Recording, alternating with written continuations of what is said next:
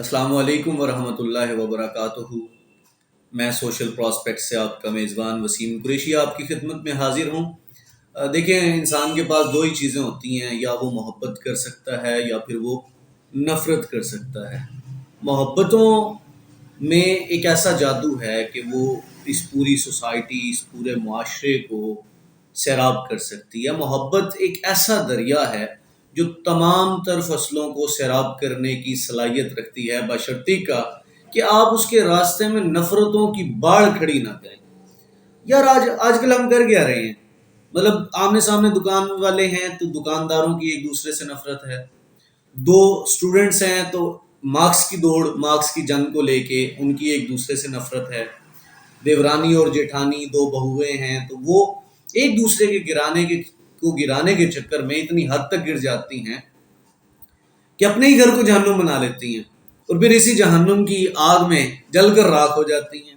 ہر ایک دوسرے شخص سے نفرت کرنے میں لگا ہوا، بغض، حسد، مخالفت، سکیلز کو لے کے دو ملازمین میں حسد ہے، تنخواہ کو لے کے دو لوگوں میں حسد ہے، آمدن کو لے کے دو لوگوں میں حسد ہے، گھر کو لے کے حسد ہے۔ اس کا گھر بڑا ہے، میرا بڑا ہونا چاہیے تھا، اس کی گاڑی بڑی ہے، میری گاڑی بڑی ہونی چاہیے تھی۔ یہ نفرتیں ہماری سوسائٹی کو کہاں لے کے جا رہی ہیں؟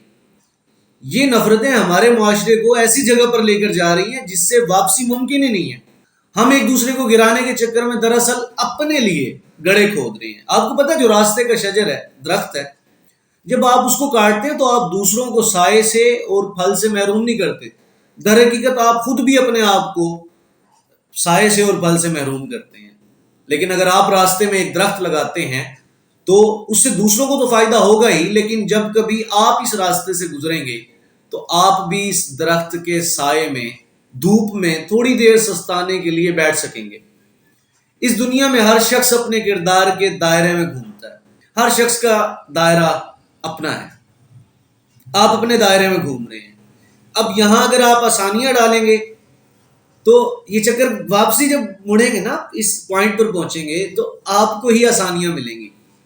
یہاں اگر آپ پتھر رکھتے ہیں، یہ دائرہ مکمل کرنے کے بعد آپ نے بھی تو ادھر ہی آنا ہے یار۔ تو یہ جو راستے کا پڑا وہ پتھر ہے، اس میں ٹھوکر کس کی لگنی ہے؟ آپ کی لگنی ہے۔ گرے گا کون؟ آپ خود گریں گے۔ تو یہاں درخت لگایا گیا ہوگا تو واپس آئیں گے تو آپ ہی بیٹھ کے سائے سے لطف اندوز ہوں گے، آپ ہی دھوپ میں سستانے کے لیے اس درخت کے نیچے بیٹھ سکیں گے۔ کل کو یہ چکر آپ کے چلتے چلتے جب آپ اس پوائنٹ پہ آئیں گے، یہ پودا درخت بن جائے گا، اس پہ پھل لگیں گے، آپ کو ملے گا، آپ ان پھلوں سے لطف اندوز ہو سکیں گے۔ تو جانے دینا یار نفرتوں کو۔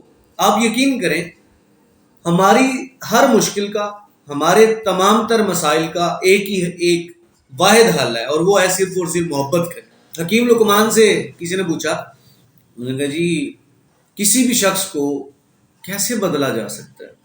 انہوں نے جواب دیا کہ میں نے اپنی زندگی میں کئی لاکھوں جو بیماریاں ہیں ان کا علاج دریافت کیا، لیکن میں نے یہ دریافت کیا کہ محبت تمام تر مسائل کا حل ہے، محبت تمام تر بیماریوں کا علاج ہے۔ انہوں نے کہا جی اگر اثر نہ کرے تو پھر کیا کیا جائے؟ حکیم لقمان نے بڑا خوبصورت جواب دیا، انہوں نے کہا مقدار بڑھا دی جائے، تو مقدار بڑھا دی جائے۔ یعنی اگر آپ کی محبتیں اثرات مرتب نہیں کر رہی، دوسرے کو اگر آپ کی محبت بدل نہیں پا رہی، تو اس کا مطلب یہ ہے کہ آپ کی طرف سے کمی ہے، آپ کو مقدار بڑھانے کی ضرورت ہے۔ آپ مقدار بڑھائیں گے تو وہ محبت جو ہے وہ اثر بھی کرے گی، آپ لوگوں کو بدل بھی دیں گے۔ لیکن ایک بات یاد رکھیں، آپ کسی پر اٹیک کر کے، پرسنل اٹیک کر کے، آپ کسی پر تنقید کر کے، آپ کسی پر طنز کر کے، آپ کسی پر گندے فکرے کس کے، بے ہودہ جملے آپ اس کے اوپر ان کی بچھاڑ کر کے، بے ہودہ جملوں کی بچھاڑ کر کے، اس کے علاوہ آپ کسی شخص کو یہ کہہ کر کبھی تبدیل نہیں کر سکتے کہ تم تو انتہائی گھٹیا ہو۔ اپنا انداز بدلیں، ہماری الفاظ کی ادائیگی درست نہیں ہے، ہمارے جو لہجے ہیں ان میں تلخیاں ہیں، ہم نے لہجوں کو پتھر بنا لیا ہے، جس کی وجہ سے ہمارے جو الفاظ ہیں اور لہجے ہیں وہ لوگوں پر اثر نہیں کرتے۔ محبتیں بانٹنا شروع کر دیں، بہت کچھ بہتر ہو سکتا ہے۔ ورنہ یہ جو تنقید، ہر وقت کی جو تنقید ہے، جو کیڑے نکالنے کی عادت ہے، یہ دراصل آپ کی اپنی ذات کو، آپ کی اپنی شخصیت کو منفیت کے پتھر تلے دفن کر دیتی ہے، آپ خود دفن ہو کے رہ جاتے ہیں۔ تو محبتیں تقسیم کرنا شروع کر دیں۔